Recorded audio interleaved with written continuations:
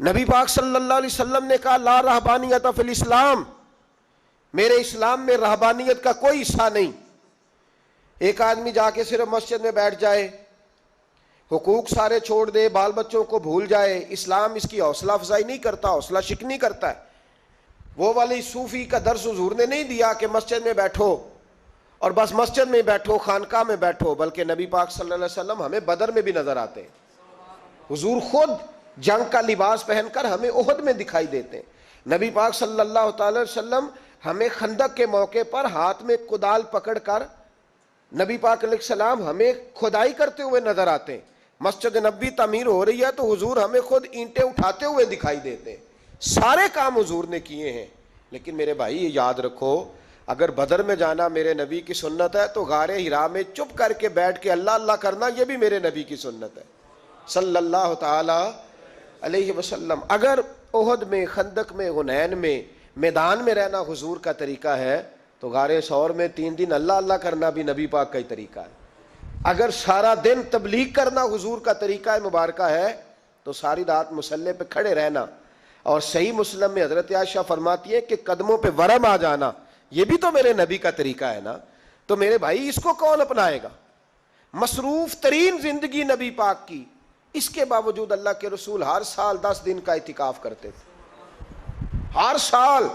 ایک سال جہاد پہ گئے تھے، اعتکاف نہیں ہو سکا، اگلے سال میرے نبی پاک نے 20 دنوں کا اعتکاف فرمایا، پچھلے 10 دن کا۔ میں نے ایک بزرگ کی تعریف کی، ایک اپنے بڑے پیارے میرے محبت والے دوست ہیں، ان کے سامنے میں نے کہا یار یہ بندہ بڑا 4 سال اعتکاف کرتا ہے، تو انہوں نے ترجمہ کر دیا میری بات کا، تھوڑی سی تشریح کر دی، کہنے لگے ماشاءاللہ فارغ ہو گئے، اب بچوں کی شادی ہو گئی، اب فارغ ہیں۔ تو میں نے کہا کہ آپ یہ کہنا چاہتے ہیں کہ جو فارغ ہوتا ہے وہ اعتکاف کرتا ہے؟ آپ یہ کہنا چاہ رہے ہیں؟ چونکہ میرا پیار تھا تو میں نے کہا ان سے کہ جو کوہ طور پہاڑ آپ نے سر پہ رکھا ہوا ہے آپ بھی ذرا اتار کے پھینکیں، دیکھوں تو صحیح کہ آپ کون سا مار کا فتح کر رہے ہیں۔ کس طرح کا ہمارا رویہ ہے، کس طرح کی ہماری سوچ۔ اگر کوئی شخص خیر کا کام کر رہا ہے تو بجائے اس کی حوصلہ کہتے ہیں فارغ ہے، بچوں کی شادی ہو گئی، بچے کام کاج کرتے ہیں اس لیے بیٹھتے ہیں۔ تو میں نے کہا آپ نے جو پہاڑ اٹھایا وہ بھی ذرا دکھائیں، روٹی آپ بچوں کو دیتے ہیں کہ اللہ دیتا ہے؟ ان کی پرورش کی ذمہ داری آپ کی ہے یا رب کریم کی ہے؟ تو 2 گھڑیاں محنت کرنے کا مطلب یہ ہے کہ تم نے پہاڑ اٹھایا ہوا ہے سر پہ؟ تو اس طرح کے فلسفہ ہم بیان کرتے ہیں۔ افسوس یہ ہوتا ہے کہ رمضان المبارک اس میں بھی وہی سیاستیں، وہی خوش گپیاں۔ میں تو دعا مانگتا رہتا ہوں کہ اللہ روزوں میں کوئی الیکشن نہ آئے، آپ بھی آمین کہہ دیں، ورنہ وہی مصیبتیں، وہی جھوٹ سچ، وہی دروازوں پہ، وہی خدا کا واسطہ بس کر دو، رمضان شریف ہے، ٹھہر جاؤ ذرا، کیا ہو گیا ہے؟ میرے نبی پاک صلی اللہ علیہ وسلم نے فرمایا 11 مہینے جنت سجائی جاتی ہے اور پھر رمضان میں اللہ اپنے بندوں کے لیے جنت کے دروازے کھول دیتا ہے۔ 1 گھنٹہ پہلے صفائی کرتے ہیں مہمان نے آنا ہو تو، 1 گھنٹہ، ورنہ بچے دوبارہ سے پھر چیزیں بکھیر دیں گے۔ 1 گھنٹہ پہلے صفائی ہوتی ہے، لمبی نہیں، لیکن میرے نبی پاک نے فرمایا رمضان کے لیے رب کریم 11 مہینے جنت کو سجاتا ہے۔ چھوٹی بات ہے، روزے آ گئے، معمولی حیثیت ہے۔ ہم لوگ انہی معاملات میں، میں منع کرتا ہوں، ہمیشہ منع کرتا ہوں، آپ کو ہر سال منع کرتا ہوں، میں پابندی سے 1-2 اخبار ڈیلی دیکھتا ہوں۔ میرا ناشتہ نہیں ہوتا جب تک اخبار نہ ہو، چونکہ بزرگوں کا فتویٰ ہے جمعے کا خطبہ وہ دے جو عالمی حالات سے باخبر ہو۔ ہم کوئی رسمی تقریر نہیں کرتے کہ لوگوں کو کہیں کہ روزے آ گئے تو کون سا مہینہ چل رہا ہے تو مہینے کے حساب سے خطاب ہو۔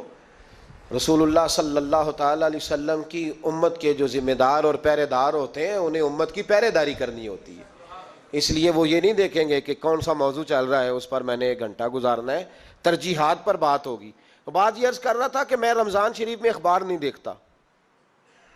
میری اپیل ہے آپ سے کہ آپ رمضان شریف میں نہ رمضان ٹرانسمیشن بھی نہ دیکھیں، ٹی وی پہ خبریں بھی نہ سنیں، سارا سال سنیے خبریں۔ ہماری خبریں سننے سے ملک میں کیا انقلاب آ گیا ہے، یا وہ جو ہم نے چوک میں کھڑے ہو کے تجزیہ کیا تھا اس سے کتنے لوگ سنور گئے۔ چھوڑیں، جتنا وقت ملے وہ آ کے مسجد میں بیٹھیں، اللہ کے گھر میں وقت گزاریں، ٹائم دیں۔ عبادت آپ کو زندہ کرے گی، روحانیت پیدا کرے گی، توانائی آئے گی، خوبصورتی آئے گی آپ کے اندر، آپ زندہ رہیں گے۔ دنیا داری دلوں کو مردہ کرتی ہے، قرآن کی تلاوت، اللہ کا ذکر، مسجد کی حاضری روح اور دل کو زندہ کر دیا کرتا ہے۔ مسجد میں بیٹھیں, وقت دیں, مہربانی کریں. اور یہ بھی آج میں بڑی ذمہ داری سے عرض کر رہا ہوں, اگر آپ کبھی زندگی میں مجھے بھی دیکھیں نا ٹی وی میں کسی عورت کے ساتھ میں کسی پروگرام پہ بیٹھا ہوں, تو آپ بالکل لحاظ نہ کریں, آپ بالکل وہ چینل بند کر دیں, ہمیں ضرورت ہی نہیں. میرے لیے کوئی مفتی دلیل نہیں ہے کہ عورت کے ساتھ بیٹھا ہے پروگرام میں. میں نے تو وہ والا قرآن پڑھا جس میں اللہ کریم نے کہا عورتیں آ جائیں تو مرد نظریں نیچی کر لیں. ہم نے تو وہ والا قرآن پڑھا جس میں حکم ہے کہ مرد آئے تو عورت اپنی نظر نیچی کر لے. تو جہاں علامہ صاحب کے سامنے لڑکی بیٹھی ہے ٹی وی میں انٹرویو لے رہی ہے, وہاں نظریں نیچی ہوتی ہیں؟ کہاں سے فتویٰ آیا؟ حضرت جنید بغدادی تو فرمایا کرتے تھے کہ حسن بصری پڑھانے والا ہو, رابعہ بصری پڑھنے والی ہو, تو پھر بھی ان کو بغیر پردے کے پڑھنے پڑھانے کی اجازت نہیں ہے. بات ختم ہو گئی. میں کل, مجھے سرکاری یونیورسٹی ہے جامعہ کوٹلی کشمیر کی, انہوں نے مجھے دعوت دی کہ آپ کو لیکچر دینا ہے سائنس, تقوی اور رمضان. تو اسٹوڈنٹس ہوں گے, کچھ پروفیسر ہوں گے. تو میں نے کہا کہ اتنے بڑی جگہ آپ نے مجھے بلا لیا, یونیورسٹی لیول کے طلباء تو بڑے آگے جا چکے ہوتے ہیں. چلیں خیر, میں وہاں حاضر ہوا. جب میں پہنچا تو ایک پروفیسر صاحب مجھ سے کہنے لگے کہ لڑکیاں بھی ہیں. تو میں نے کہا کہ ٹائم دیتے وقت آپ سے گزارش کی گئی تھی کہ لڑکیاں نہیں ہونی چاہیے.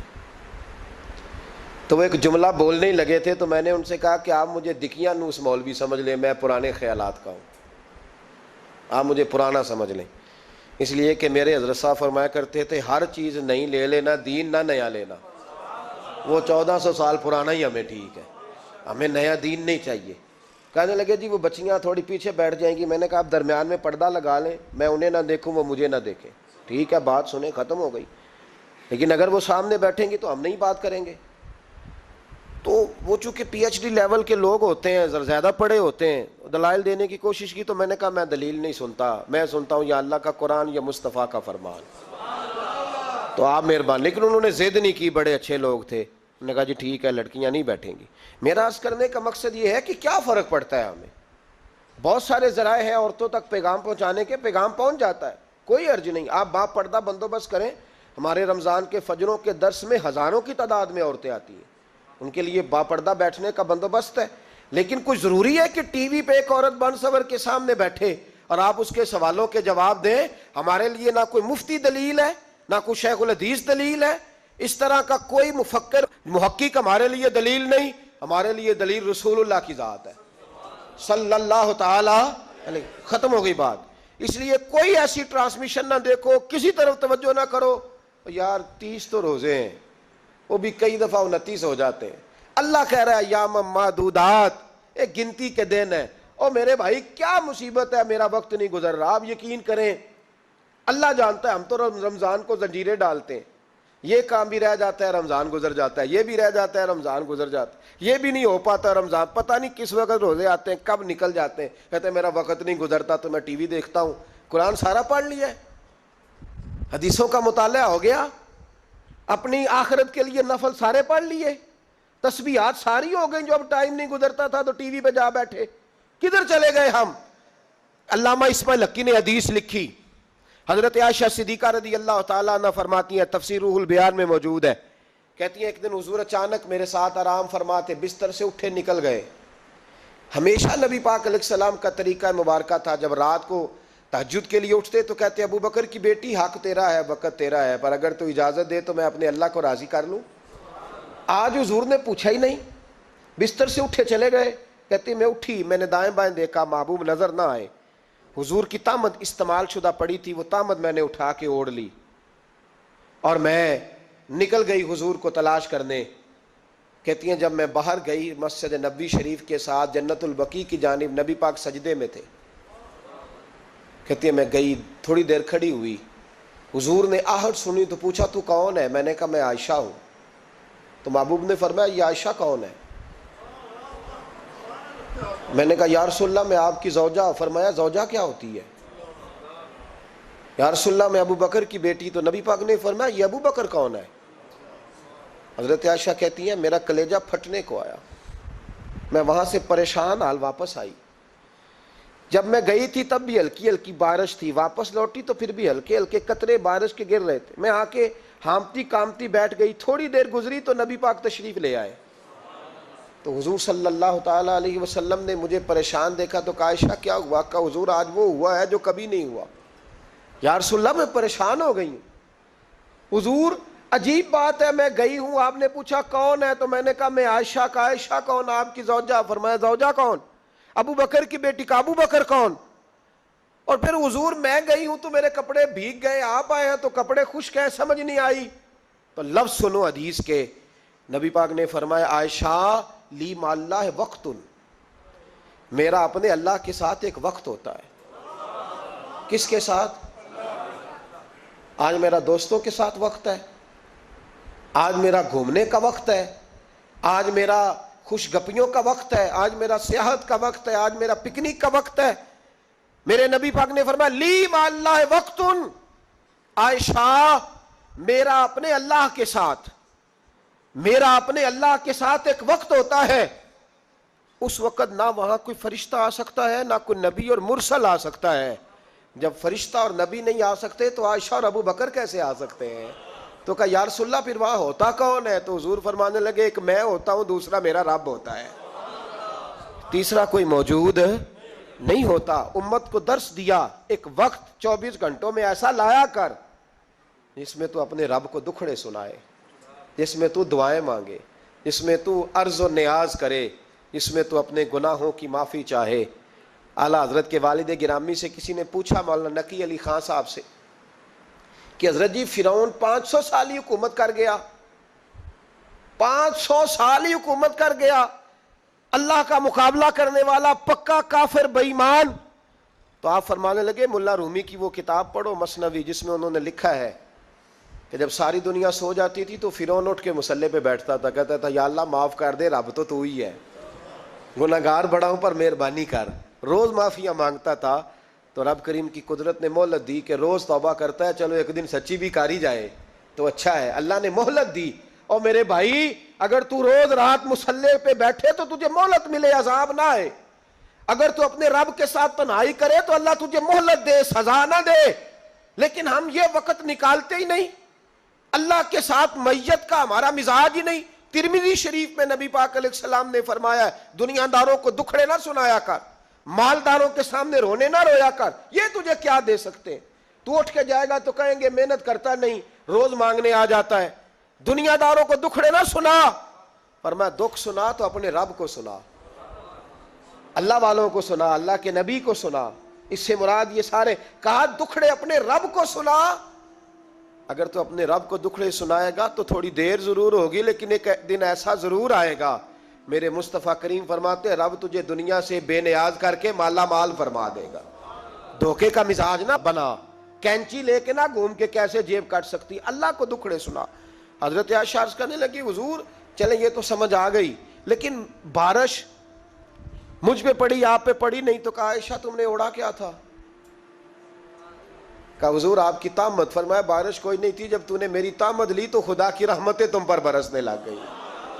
تو حضور کے وجود سے لگی ہوئی چیز کوئی اوڑھ لے تو رحمت برستی ہے. تو میرے نبی کی مسجد چومنے سے کیوں رحمت نہیں برستی؟ جالی چومنے سے کیوں نہیں برستی؟ جہاں جہاں حضور رکے، جہاں جہاں نبی پاک ٹھہرے، وہاں جانے سے کرم کیوں نہیں ہوتا؟ تو عزیزو یاد رکھو رمضان میں ایک ڈیوٹی آپ نے یہ کرنی ہے کہ عبادت کو وقت دیں، ٹائم نکالیں.